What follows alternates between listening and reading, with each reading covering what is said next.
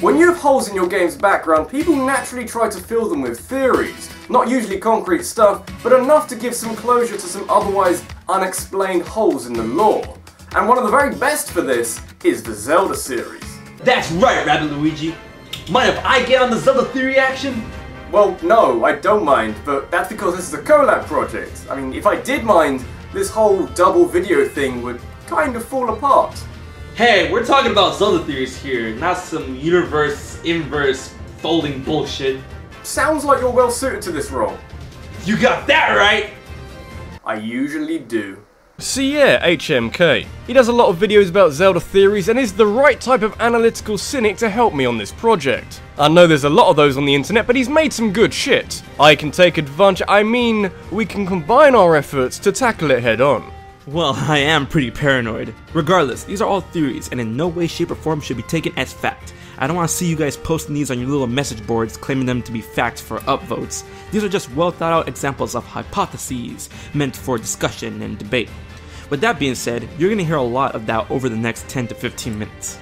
So get out your speculating spectacles and let your mind run wild and free. We're about to offer up some sparkling enlightenment.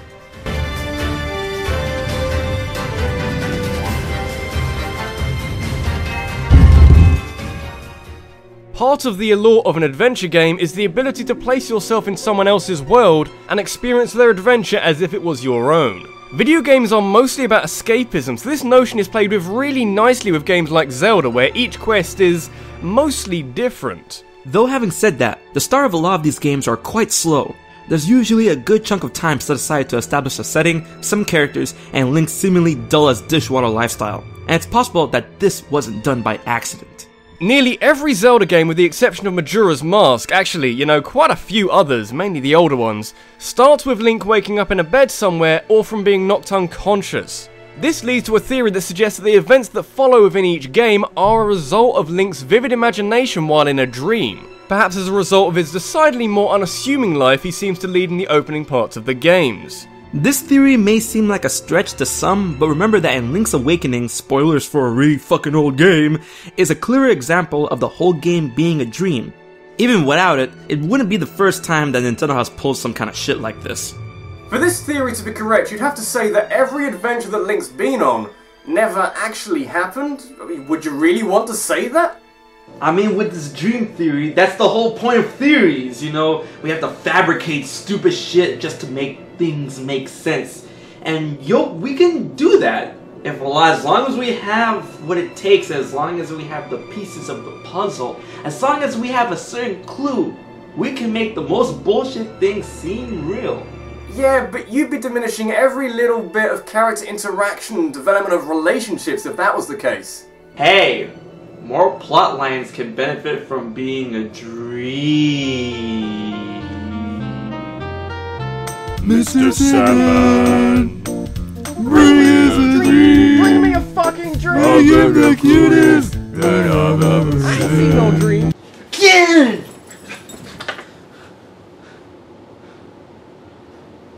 Was I in a collaboration with RabbidLuigi? Yes, you are, and it's not over yet. Was I just making a video about Zelda theories?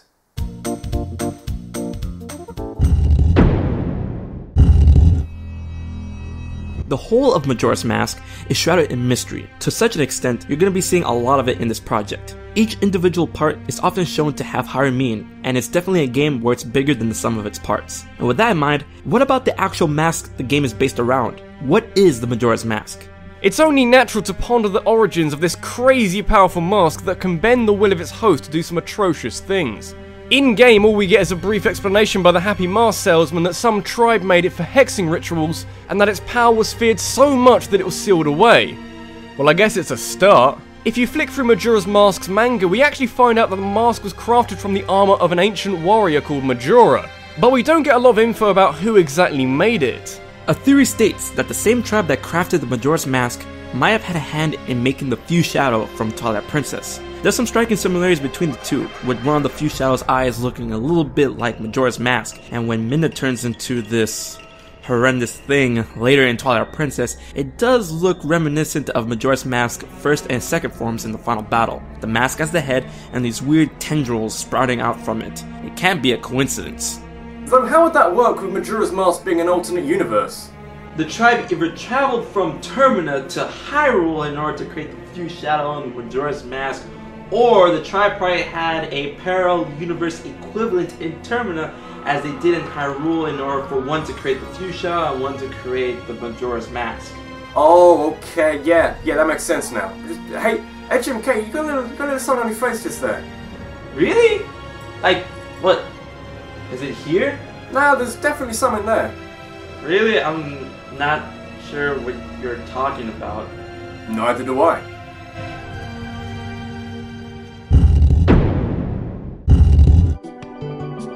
Hey, HMK, what's your favorite race in Zelda? I don't know. I'm gonna have to say the Sheikah because they're the most mysterious tribes and they're the gods' chosen guardians.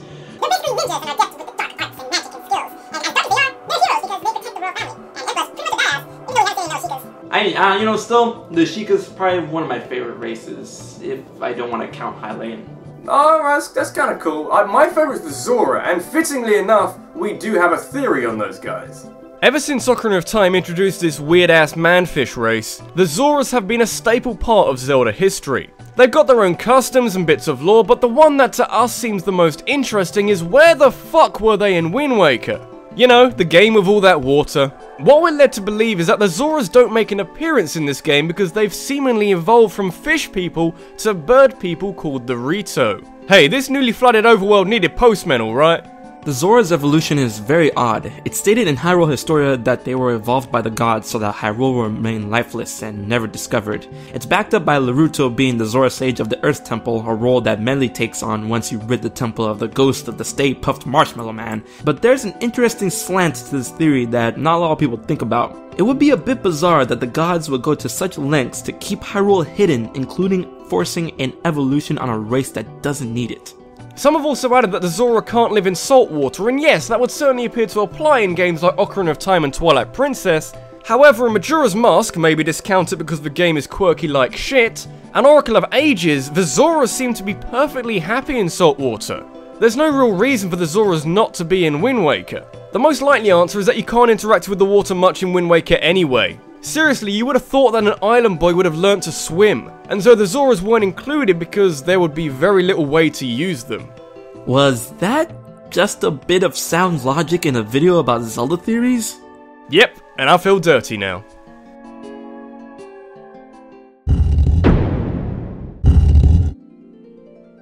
So you slashed Ganon in the face, saved Princess Zelda, rid Hyrule of evil, and given everyone the perfect opportunity to dance the night away. All that's left is to return the Master Sword and we're all good. Yeah, wait. Navi, where the hell are you going? Well, she was an annoying little fuck, but I can live with that. Or maybe not. We tend to forget about what Link was trying to do in Majora's Mask before he was turned into a Deku Scrub and a giant chunk of rock started drifting out of the sky. But I think it's generally accepted that Link is looking for Navi after she left at the end of Ocarina of Time. But it's more than likely that she didn't disappear at all. She might have died instead. Because Majora's Mask needs to be sadder. It always needs to be sadder. Hey, when you want to make a depressing game in your series, you do not hold back. You know, I wonder if there's any happy moments in this game. When you think about it. Here's the thing. When you use a Fountain Fairy in basically every Zelda game, it circles around you, heals you up, and then vanishes. This theory states that every fairy ever made in Zelda was done so for a specific purpose by the guardian spirits, like the Deku Tree or the Great Fairies. The Fountain Fairies are there for the specific role of healing Link on his quest. Once they do that, they have no other purpose, so they cease to exist. And this could easily apply to Navi too. The opening scene in Ocarina of Time is the Deku Tree talking to Navi just as she's being created, with her sole purpose being to aid Link in his journey. By the end of Ocarina of Time, with Link's quest over and the Master Sword returned to its pedestal, Navi's purpose is complete. She even does the circling around you bit that regular fairies do before leaving the Temple of Time. Maybe that's why she flew out of the window, so that Link didn't have to watch her die. And let's not forget that this is never resolved in Majora's Mask, hence why we can have wild speculations about it. It's never confirmed or denied what exactly happens to Navi, but Link is never reunited with her. This game is dark as shit. Bet you didn't even know that.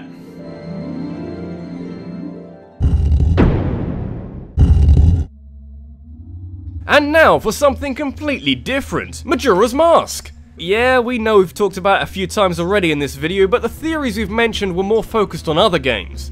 But Majora's Mask is hardly a stranger to a theory or two, or 3, or like fucking 200, and so we've got plenty to work with.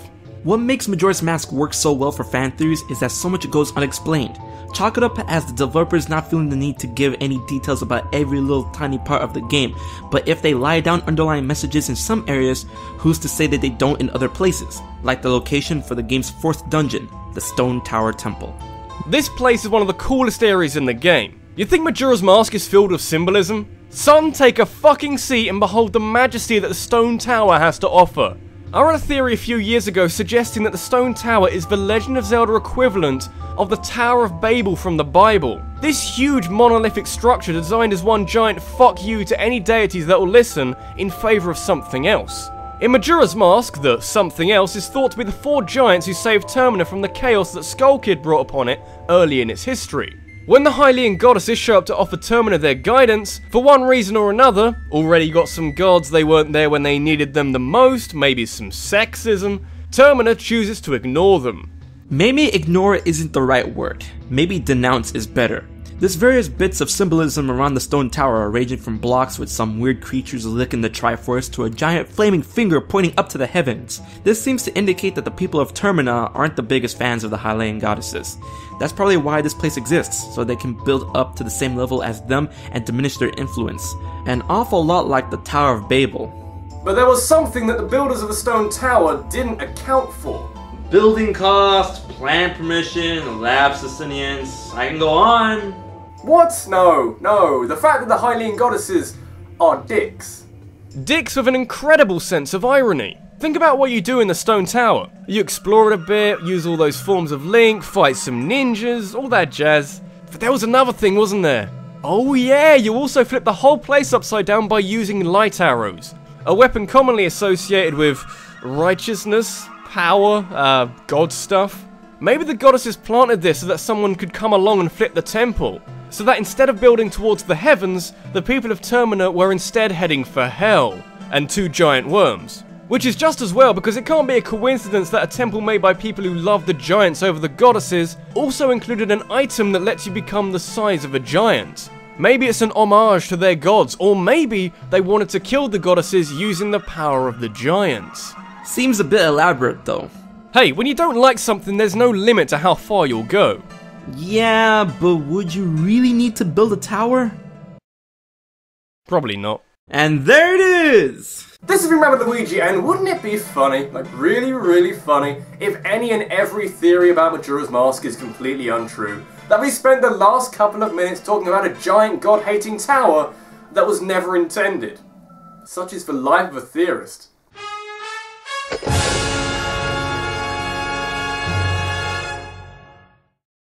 Hey everyone, I hope you enjoyed that video. That was just one half of a massive 2-part project between RabbidLuigi and HMK. If you want to see the other part, please click this link which you'll see on the video or in the description box, or whatever you decide to put it, Rabbid. I don't know. There isn't a specific order to these videos. 2 sides, same coin. So go ahead, finish what you started. Thanks for watching, and stay hyped everyone.